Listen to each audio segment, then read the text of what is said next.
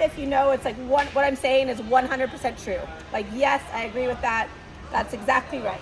Okay? If it's wrong, not true, like false, you'll hold up red. And if it's an in-betweener, like sometimes yes, sometimes no, you'll hold up your yellow card. And we're just gonna kind of see what we know. Bridging down a cheese is never allowed. So down a cheese would be standing on the tall end going to the narrow end. That's never allowed. If you agree with it, green. It's never allowed to go down a cheese. That's one of our, so green. Because you agree. I see it all the time. Yeah. I do too. You're not allowed. You have to go up. Yeah, so you're fighting against. I never do it. You're fighting against gravity, and it just and even I was telling people yesterday, even if it's an advanced kid that can already bridge down, there's no reason to train that. They don't need to know how to have gravity pull them down even farther to their bridge. So always up the cheese is a great drill for them getting it. You should always tell a parent when their kid is ready to move up or close to ready to move up. You should always tell them no matter what. What are your answers? Okay. The reason I'm saying red is because there are some very specific situations where you do not want to tell a parent their kid's ready to move up. Number one is moving from a non-JETS program into the JETS program. You never want to say anything to them because we might not have space. We might have already tested that kid and there was a big problem and the parents got upset that we asked them to do the special program. Same thing with the color programs from Pre-Team Excel to the Excel 2. That needs to be an email because that's when they get to the competitive side and we don't want to move up in the middle of the season. And it'd be very yellow about mentioning it at all other times too. If classes are full, they're taught by 3 other teachers and that's going to make somebody, I think if you have a kid that's looking like they're ready to move up, it's good to do a little bit of research before the first person you're telling is the parent, because what they're going to do is go to the front desk first thing and say, when my kid said the coach said they're ready to move up. Gymnast does, let's say, a cartwheel as a lefty. So they do a lefty cartwheel. They have to do everything in gymnastics lefty.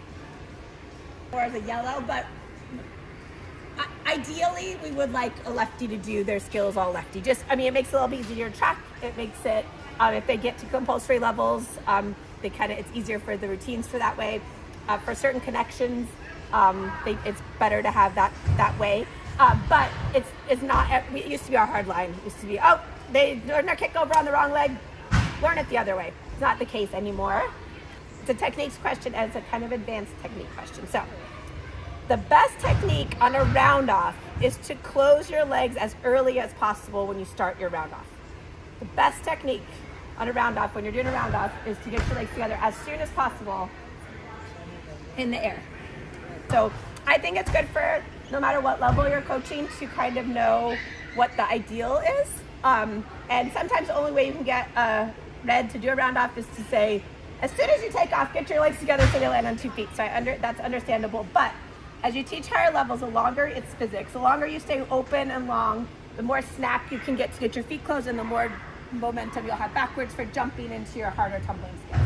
So it's okay to not have an extra mat under the bar on squat-ons because you would be spotting them, so it would be okay.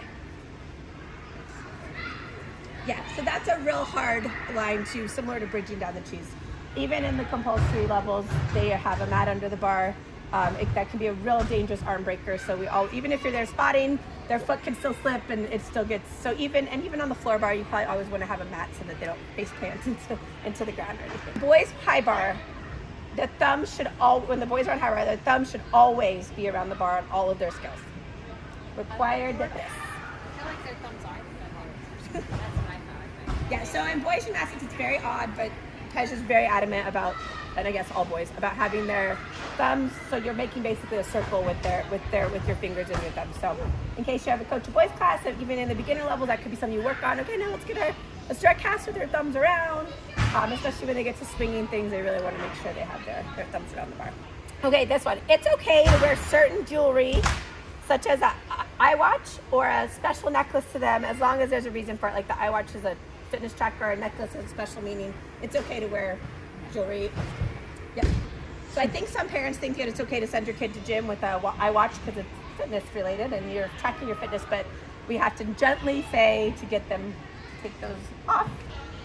Is this true, false, or you're in between? Beam was listed as an event you should always try to get on in a day at gym class. Beam was listed as that. Hey, bonus points if you know the events that you're supposed to try to get on all the time.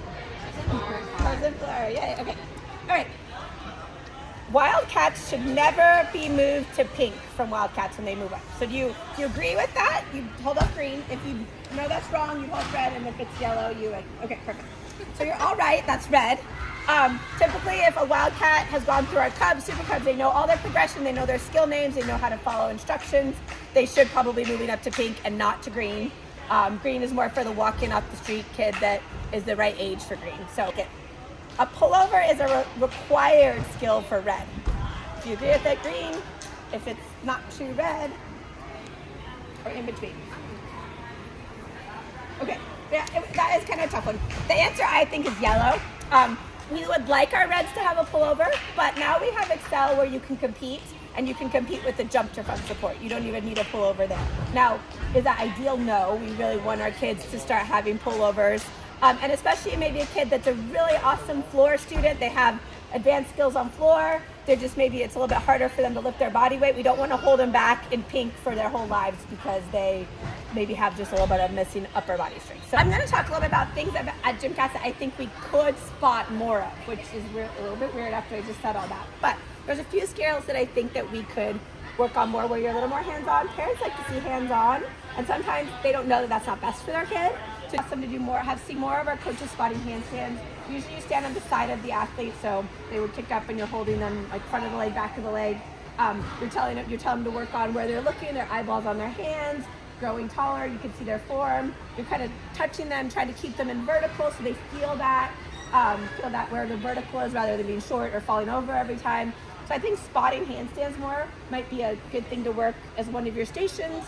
Like we talked about earlier, using stairs to bridge kick over. It's so much better than sitting there spotting them through it. And because the awesome thing about that too is then they can themselves pick the next level they want. But you're not going, well, should I do more? Should I do less? The kid does more or less. They either climb up higher or climb down lower. So that's good.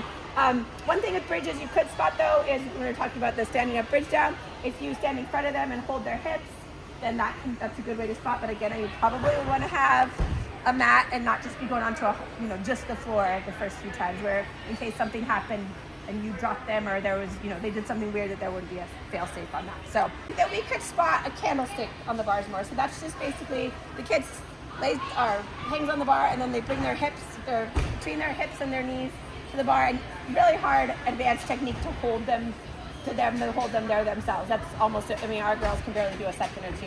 But if you're kind of showing them that positioning, it's really good for back hip circle shapes, just for their whole gymnastics career. It's really important to be able to feel that shape. So that's a good one to spot on bars. This is the cast shape, so just lifting them up and holding them and showing them what the strong cast shape is. It's a little bit easy in the push-up with their feet down, but when you're holding them, they have to work the core a little bit more. They have to be tight and not a banana.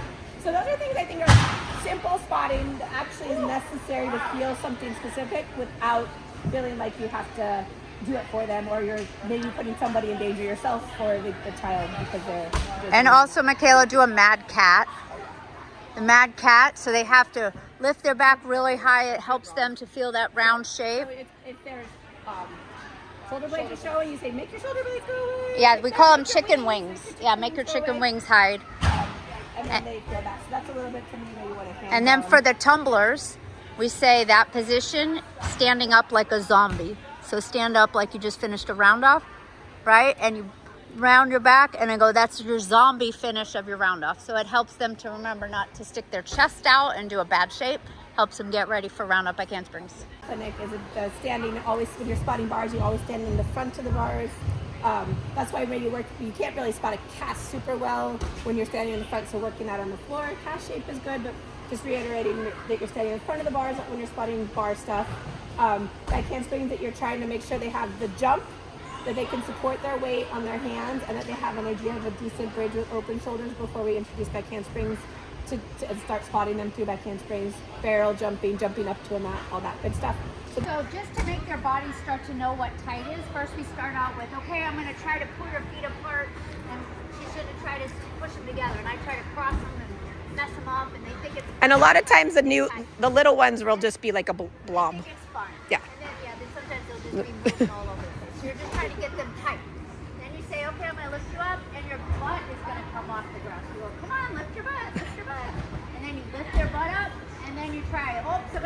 Together. Put them together. Squeeze, squeeze. Extra tight. And that helps them know in the handstand what the body tightness feels like. So if they're all jiggly and loose, then they're not able to do that. I do that whenever I see a whole class of just jello legs. Let's stop and do that. So it's really helpful. Okay, we were thinking of ideas because the last time I subbed a pink class, I kind of got panicked about beam and about feeling like it was such a long time of just standing there and doing walking, and everyone was getting bored, including myself, and time felt like it just was passing slowly. So we were challenging everyone this week to see if we can leave the stations around this area and try to do some of these fun beam stations instead of our normal walking. So this first beam would be our jumping beam. The Taylor, in a more beginning level, it's just a straight jump on, but if you had higher levels, you could try a tuck jump or a split jump or something else, okay? Yes. Hop to 1 foot. Up to 1 foot. Lots of different things that are good for even up team levels. Then the stair van, if it can stay there, you're gonna jump on the beam and you can just do little bunny hops, or you can try different shapes. And it's really hard and it really works your legs.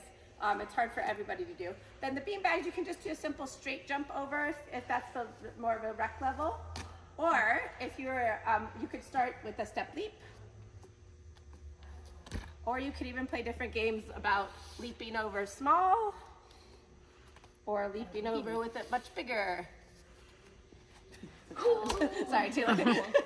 Okay, this next one, this would be to work on balancing on 1 foot. So you just have them come to each cone. The first cone would be tapping 5 times on each leg with 1 foot, other foot try to tap the cone. Then you'll come and do something really challenging, to stand sideways and try to tap the cone sideways. Then go to the other side, tapping the cone, and then turn around your back. And this could be either, 3 kids could be on this at the same time, and they could just work on the balancing on 1 leg or the tight form. This one's really fun. This is almost a conditioning thing, but I think boys would like this one too, where you're doing like a little race through the things, and then you put it on the other side and you're taking a slider and racing it through these foams. Yeah, you could race from each side. All right, and then the last one is for a handstand or a lever.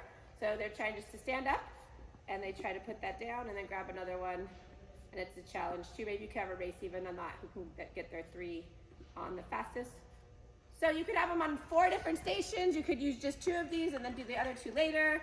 Try to do them maybe not as a circuit, because that's a lot to remember, but if you could have a group of kids on one beam, the other beam.